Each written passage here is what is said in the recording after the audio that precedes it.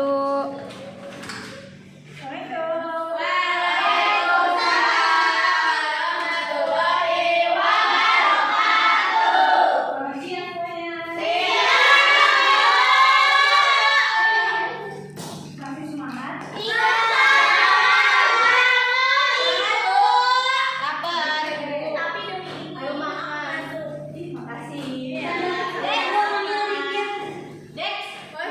Ada yang nggak masuk? Ada.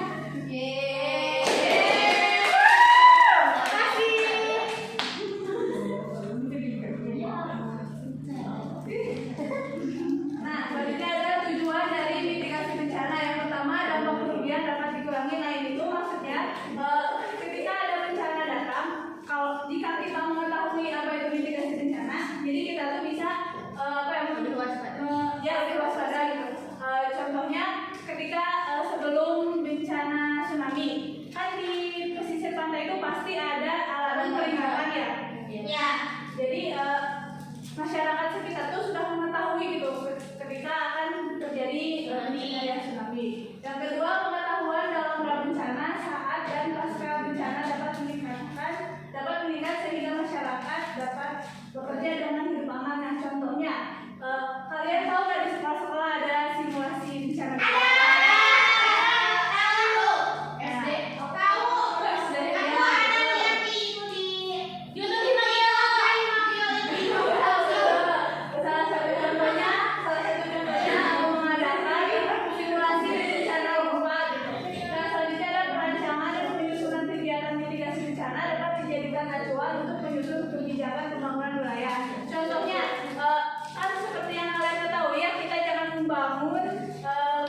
Bangunan di lereng gitu kan, menimbulkan bencana. Nah, selanjutnya ada bentuk mitigasi bencana. Yang pertama ada mitigasi struktural, dilakukan melalui pembangunan upaya fisik, dan mitigasi non struktural ini dilakukan dalam upaya pendidikan atau pengetahuan. Ada yang bisa ngasih contoh nggak mitigasi struktural apa?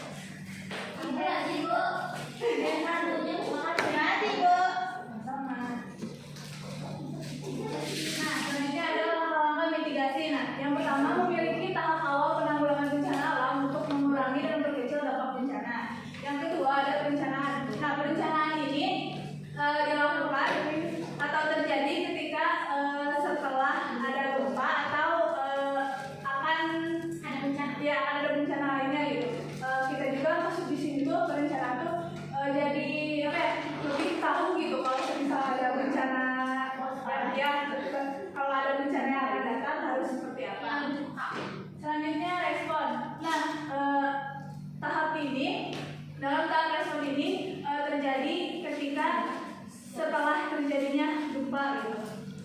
Terus yang terakhir ada pemulihan. Nah, langkah pemulihan ini seperti memperbaiki itu bangunan-bangunan. Ya, betul. Selain itu juga pemulihan ini mengembalikan kondisi sosial kepada semuanya gitu. Kayak semisal nih, ketika ada terjadi bencana, pasti kita tuh punya rasa trauma gitu kan. Iya. Bagaimana caranya kita untuk bisa memulihkan kondisi tersebut. Nah, di sini ada mitigasi untuk jenis-jenis bencana. Siapa yang mau menjelaskan, memberitahukan kepada teman-temannya tentang mitigasi bencana? Boleh. Tsunami. Nah, untuk mitigasi tsunami yaitu sudah mengetahui ya ciri-ciri dari tsunami, yaitu ketika airnya itu surut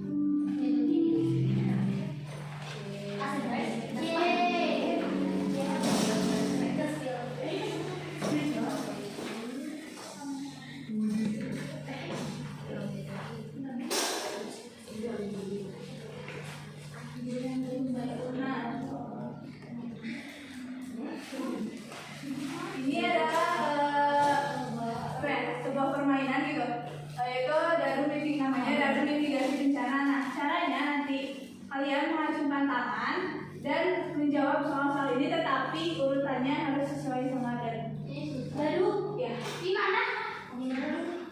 Oh, pertanyaannya. Siapa yang mau? Yusuf.